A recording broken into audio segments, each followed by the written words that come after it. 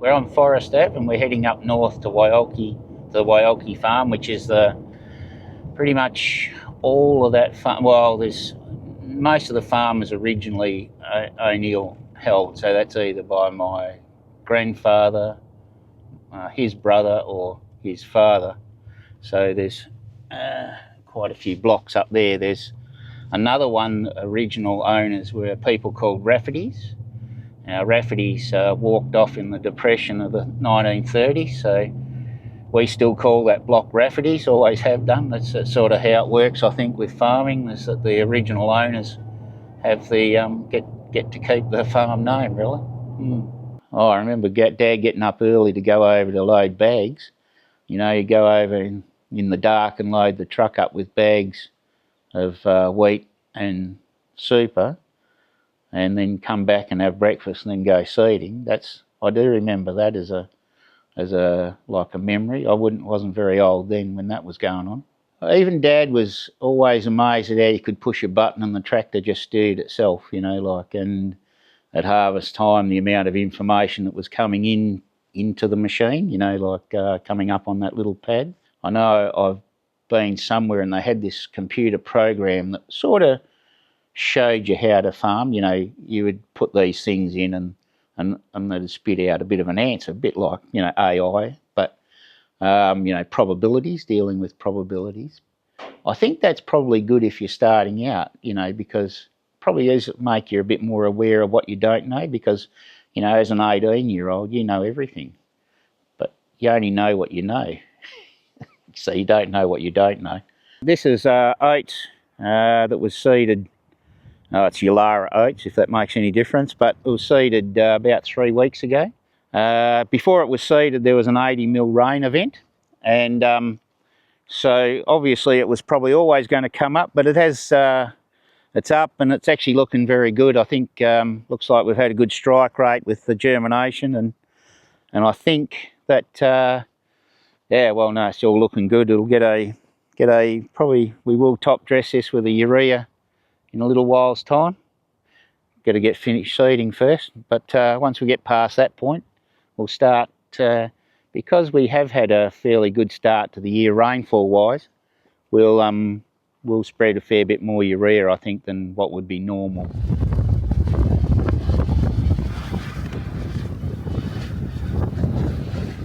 Oh, I actually think that's one of the joys of being here, is that you can have as much contact or as little as you want. And so you can be in the middle of the city and still be very isolated. So that depends on your personality. If you're quite happy within yourself, then he is fine.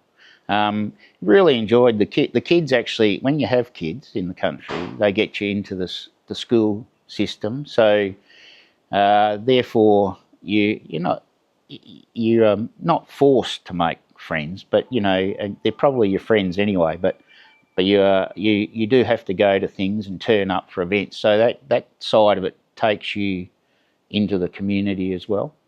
But being on a farm, I think the land we own, originally there's probably something like maybe 20 full-time people employed on the land that we own. That's originally, you know. And so that population drain is a real thing. Like when I was away, went away to high school, then I went to college for another 3.5 years. Then basically I spent the next 2 years away. I was home for some times, but I spent most of the time travelling overseas. So I made a conscious decision to come home because I think I'd seen around the world a fair bit, and I actually thought that here was very good. Now, that the lifestyle we have now is definitely that population has drained a lot, you know.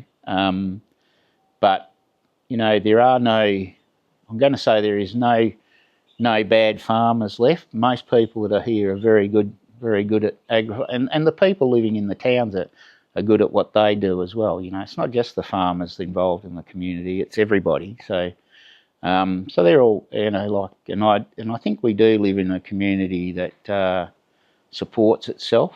You know, there are times when you don't want people knowing everything that you're doing, but you know, other times it's okay. And so, you know, the rub of the green is that, you know, it is a caring place from that point of view.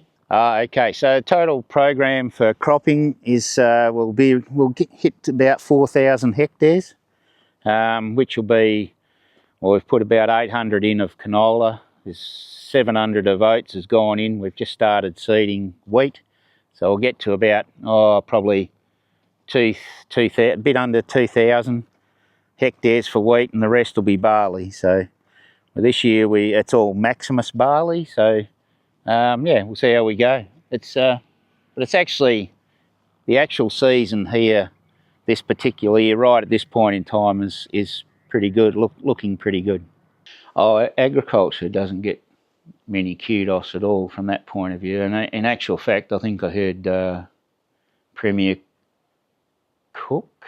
There's certainly one of the, no, it was Premier Cook, say yesterday on radio that he thought that another industry would overtake agriculture, and it doesn't exist now, basically. So so I don't believe, in that sense, agriculture's high on the present Labor government's list of priorities, and that's federal and state. I mean, for us, the live sheep ban has been a terrible thing. It's been very expensive for us, and the uncertainty that it's caused has been devastating for some people.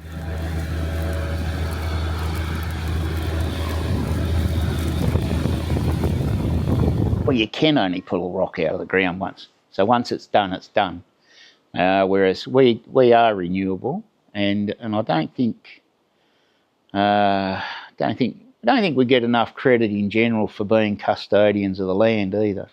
You know, like it is in nobody's interest to let their ground go backwards.